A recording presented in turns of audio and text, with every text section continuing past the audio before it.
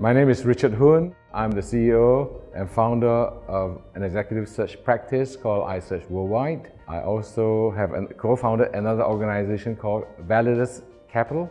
It's a fintech company in the financial services sector, and also run a charity called the Center for Fathering and Dads for Life.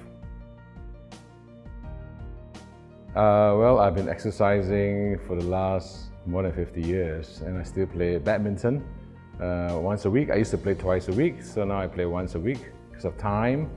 I play golf maybe twice a month, and then I walk now, and I wear a Fitbit so I can count my steps and hope to achieve average at least 10,000, and that has helped me to keep my cardiac as well as my dexterity on check.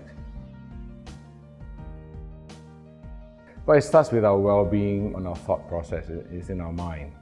We have to learn how to de-stress, declutter, and not take life too seriously. Most important of all is to have a conscience that doesn't, when you go and sleep at night, you can sleep. If you worry, if you have too many things up your head, you don't sleep well. If you don't sleep well, you don't function well. No peace of mind will lead to other kinds of issues. So balance, I think, balance of mind, body and soul. I had a very scary situation 2 years ago. It was totally unexpected. I was quite healthy, never had any major issue, and I had a mild stroke. My daughter happened to Google stroke just a week before, and so she understood the symptom and they tested me and realized that I was having symptoms of a stroke instead of just feeling tired. And so she called the ambulance, and the ambulance came in less than 7 minutes. So now I'm okay now, I'm just on medication, still exercising. But that scare changed my whole approach to my life going forward, even more drastic than what I've done before.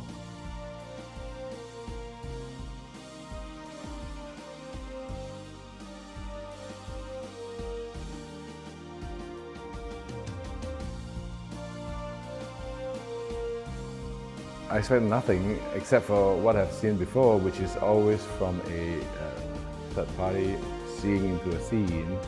But this one I think is different because it gives you two dimensions. One is you are in the body of the person, and then you are also like a camera outside. I was not expecting that duality in my experience.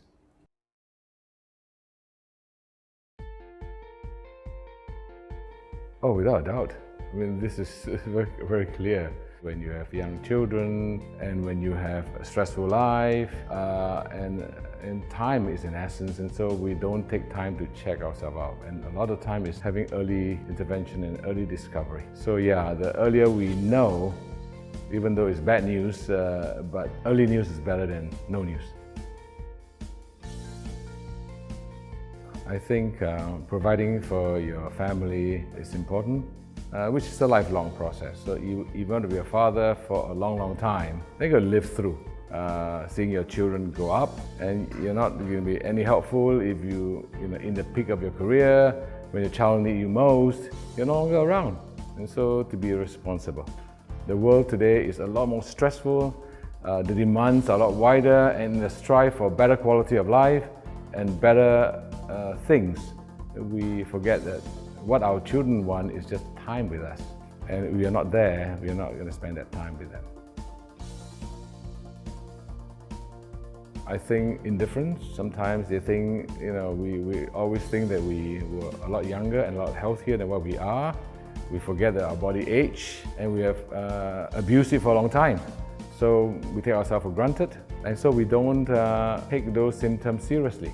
The Asian context of no news is good news, so we don't want to face the reality. Maybe it's taboo to talk about something that shouldn't happen. So we just let it go. We don't want to hear it. See no evil, hear no evil, talk no evil. So hopefully there's no evil. But the truth will come out, and I think the truth will hurt more than the discovery of the truth.